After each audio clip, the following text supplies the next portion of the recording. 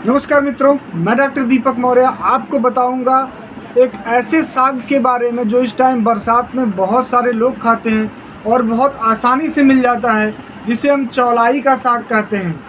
एक लाल मरचा होता है, एक सफ़ेद मरचा होता है, एक को रक्त मारिच कहते हैं, एक को श्वेत मारिच कहते हैं। ये है लाल मरचा, जिसे लाल चौलाई के नाम से जाना जाता है। यह है सफ़ेद मरचा, जिसको श्वेत मारिच के नाम से जानते हैं।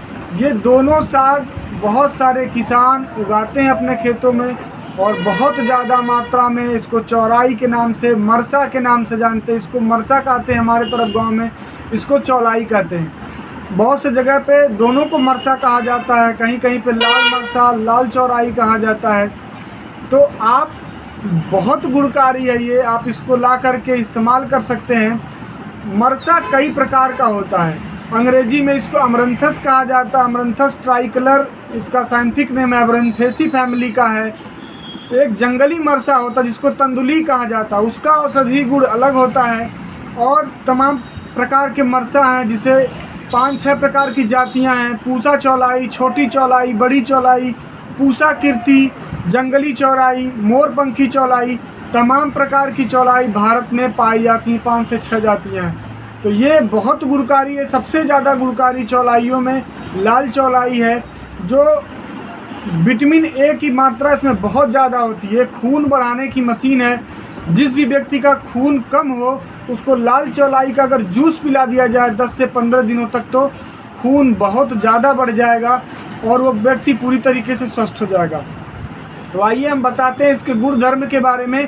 अगर आपके मुंह में छाले पड़े हों या दांत के मसूड़ों में कोई समस्या हो, तो आप इस चौलाई के पत्तों का काढ़ा बनाइए, उसको पी जाइए या उससे हल्के हल्के हाथों से मलिए इसके काढ़े को।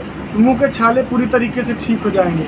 अगर आपको कंठ रोग हो, मुंह में छाले पड़े हों, कंठ रोग भी हो, तब भी ये छाले में बहुत अच्छा मदद करता है। कंठ रोग में जो यहाँ पे लैरिंग्स होती है, उसकी समस्या के लिए घाव बन जाए तो बहुत बढ़िया काम करता है। अगर किसी व्यक्ति को बलगम आ रहा हो खून के साथ, उस व्यक्ति को इसके पत्तियों का 20 से 25 ml लाल या सफ़ेद किसी मरचे का अगर आप जूस पिलाते हैं तो जो खून आना है वो बंद हो जाएगा। ल्यूकोरिया में इसका बहुत बड़ा रोल है। आप ल्यूकोरिया में जो लाल चौलाई का जड़ है, उस चौलाई के जड़ को लाइए, खूब बढ़िया से पीस करके चावल के धोवन के साथ 15 से 20 ml तक अगर आप देते हैं तो ल्यूकोरिया में बहुत अच्छा आराम मिलता है।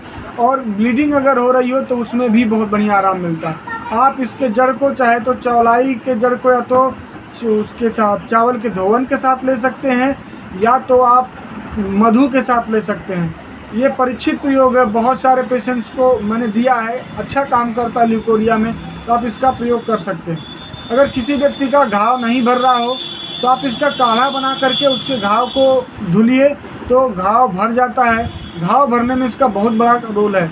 अगर त्वचा विकार है, आपको दाद है, खाज है, खुजली है, तो आप इसके पत्ती को पीस करके, उसके पंचांग को पीस करके, यानी जड़तरा पत्ती को पीस करके पेस्ट रूप में उस जगह पे जहाँ पे दाद हुआ हो, खाज है, खुजली है, वहाँ पे लगाएं तो त्वचा विकार में भी इसका बहुत बड़ा रोल है। इसके अलावा चौलाई के जो सीड होते हैं, इसमें फल आते हैं, छोटे छोटे काले काले सीड निकलते हैं, उनमें उसको राजगिरी या रामदाना के नाम से जानते हैं। वो बहुत गुणकारी होते हैं, बस उसको थोड़ी मात्रा में खाना चाहिए। उसका लोग हलवा खाते हैं, लड्डू खाते हैं, दाना बना के खाते हैं। बहुत अच्छा होता है क्योंकि उसमें फाइटोकेमिकल्स बहुत होते हैं, बहुत सारे मिनरल्स होते हैं, बहुत सारे प्रोटीन्स होते हैं। 3.5 mg लगभग 50 ग्राम में प्रोटीन्स मिल जाते हैं।